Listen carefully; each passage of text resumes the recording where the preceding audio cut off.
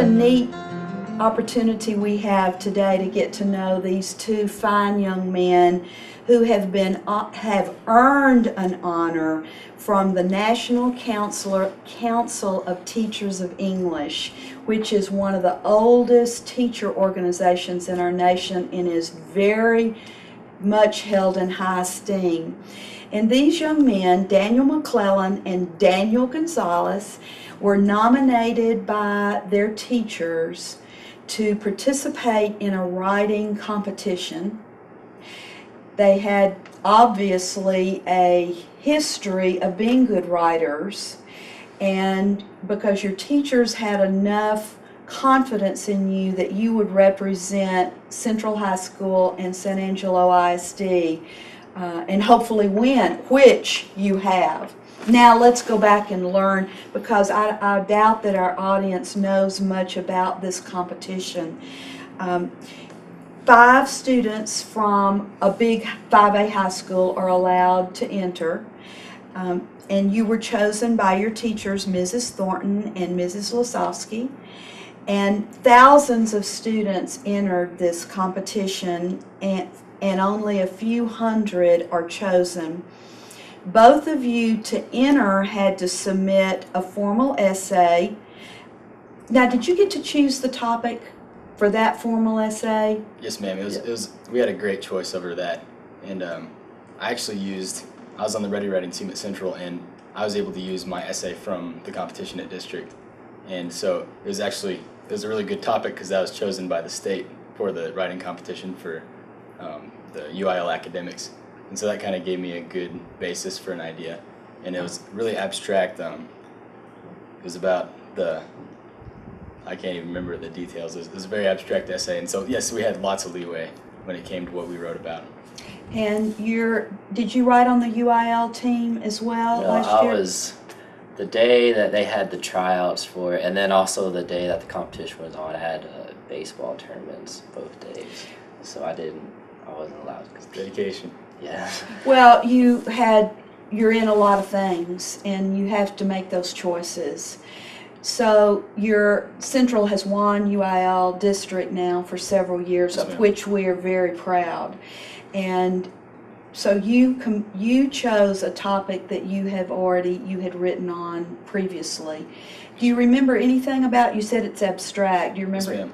It was about the lengths that the human mind can reach, and just how greatness can be, just the difference of fame and infamy, of how you can reach out and do a great thing, but once you get to that level, it's so easy to turn around and use that power for a different cause.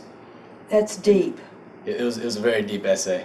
Give me one example that you used of someone who had the gifts but turned it and became infamous. The big example I had was Hitler, who may not even had great goals in the start, but he rose to power and used the public that he'd won over to conquer and take what he did. That was my big example for the evil. Well, you got to have examples, or you don't do well. Yes, ma'am. Way to go. Okay, Daniel, what was your topic? My topic, it was to write a children's story that with the main character and it tells a moral.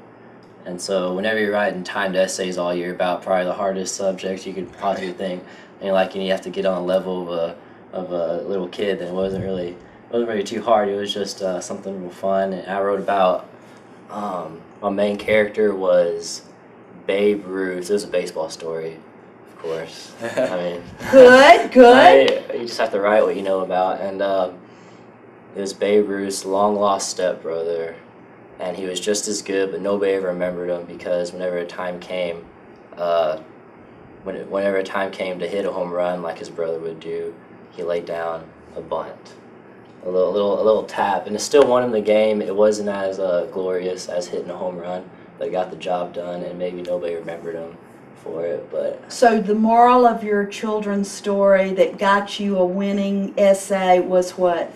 Sometimes you don't have to hit a home run. Sometimes it doesn't have to be all about you. It's about the team.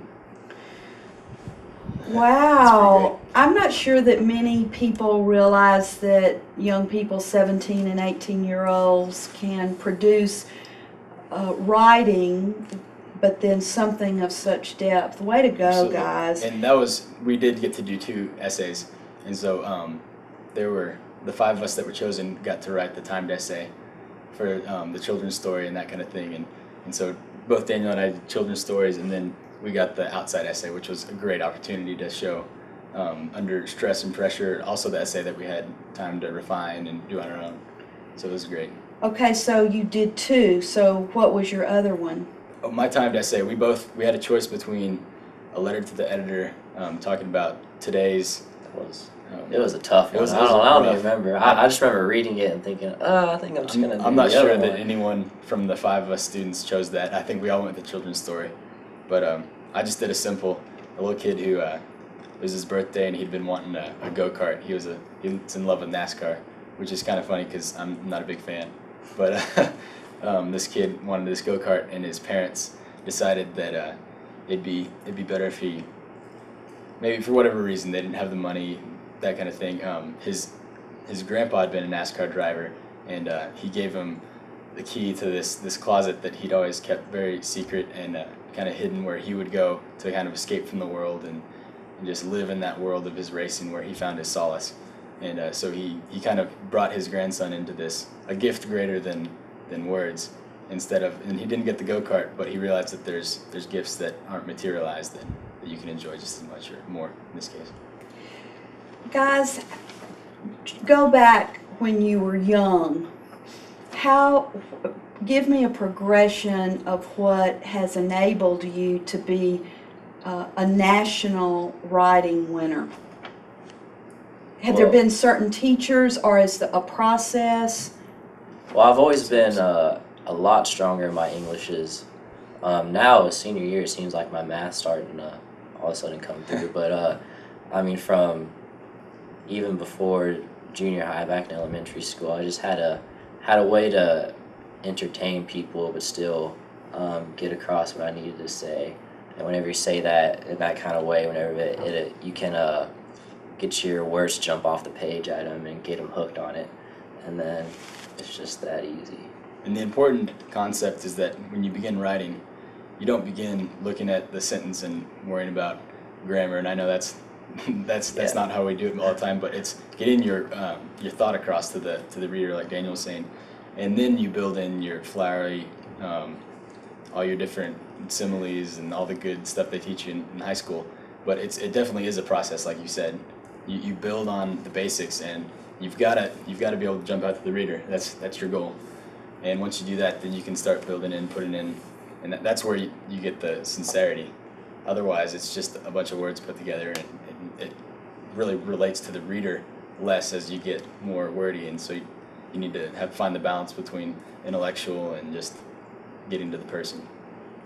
Who are your favorite writers now? Authors, historical fiction. Who are people that you enjoy reading? What type of writing? Well, I would just say right now I never really thought about this till last year with Miss Thornton, my teacher. She was the first real passionate English teacher that I had, and made me really start to fall in love with it. And now once you read stuff after that, then you just see it in a different way. And I think we're just in church one day, and a person giving the sermon was reading something from Paul, who wrote, 75% of the New Testament. just some of the passages that he writes are, they're so deep, they're so passionate, and just the way he talks about it, and not even, of course, it's all about talking about God and our faith and stuff, but the way he puts it across, like just his the words he uses, and I don't want to say stuff like imagery and stuff like that, which we've learned about. That just sounds a little bit weird, but we as teachers would love you to say imagery. I know, but the natural use of it is absolutely what you need to do. Not necessarily forcing it into the text, but when it's used just as part of the process, it's wonderful. Well, you both are interested in the sciences, even though you're very good writers. Daniel, you have said you are going to go on a good scholarship to ASU and are interested in one of the sciences, physics or chemistry, and we've talked about those guys that are heads of those departments at ASU will be so pleased to have someone as bright as you. And Daniel McClellan, you've talked about wanting to go one of the military routes. You've been accepted by Air Force, Letter of assurance, yes ma'am. but are holding out for the Naval Academy. Yep, we're kind of looking everywhere, making sure we get all our options in. Well, but you both are interested, you in engineering and you in some science field. We don't always think of people who are science interested, being strong in science, as being necessarily good writers. But I will tell you that my youngest son, who finished his graduate work at Virginia Tech, was given opportunities at excellent scholarships because he was a very good writer. So it will set you apart from others who haven't mastered that skill. And so excellent. It will open many doors for you that if you weren't a good writer might be closed, even though you're very bright. Yes, ma'am. You are now, these boys will have a special insignia on their diploma because of this, and I will watch you and hope that you will come back and let us interview you, let the community of San Angelo follow you as you are good writers and become good scientists, and we're so proud of you. Yes, ma'am. We enjoy Thank you. our opportunities San Angelo gives us.